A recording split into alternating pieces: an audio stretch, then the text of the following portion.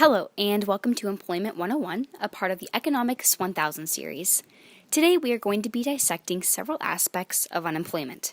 To start, there are three types of unemployment: frictional, structural, and cyclical. Each type acts in their own way and has their own effect on the economy. We're going to talk about the first type of unemployment, which is frictional. To start our discussion about frictional unemployment, I want to point out that this type of unemployment is good for the economy. People tend to have a negative connotation with any term related to unemployment, but frictional unemployment can be considered a positive thing. So, what is frictional unemployment, you might ask?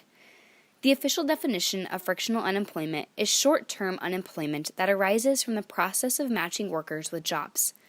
So, what does this mean in simple words?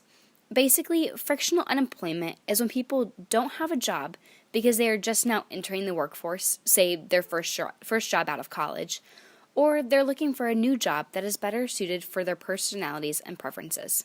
Where do we see frictional unemployment in the real world? Well, say your dad is currently working for a paper sales company. He isn't very happy and thinks he would have a better future somewhere else. He quits his job and starts applying for a new one.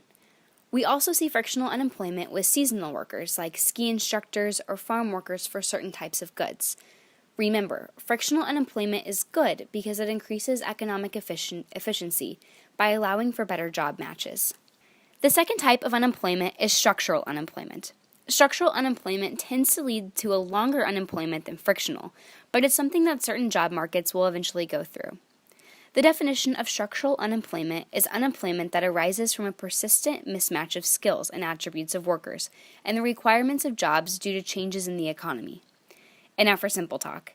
Structural unemployment is pretty much when someone or a group of people's jobs are not necessarily needed anymore, so they have to find a new one.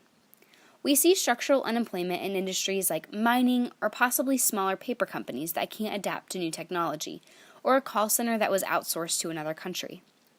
There's good news for people who lose their job to this, though. There are often retraining programs to help the unemployed learn new skills to help them find a new job. The third and final type of unemployment is cyclical unemployment. Cyclical unemployment usually lasts longer than frictional and structural and often happens just because of the state of the economy. What is cyclical unemployment? Well, it's unemployment caused by a business cycle recession. So, pretty much that means that cyclical unemployment is when a large number of people are laid off because the economy has transformed into recession and companies cannot afford to pay their workers anymore. During the Great Recession of 2007 through 2009, we saw a lot of cyclical unemployment. Business was bad and people were not spending money like they used to. Because of this, businesses were not making money and many workers were laid off because of it. But as the economy falls out of the recession, unemployment rates will fall and the economy will become steady again. All right, let's take an overview. The three types of unemployment are frictional, structural, and cyclical. So that's all I have planned to discuss in this edition of our Economics 1000 series. I hope you learned a thing or two today and have a good break.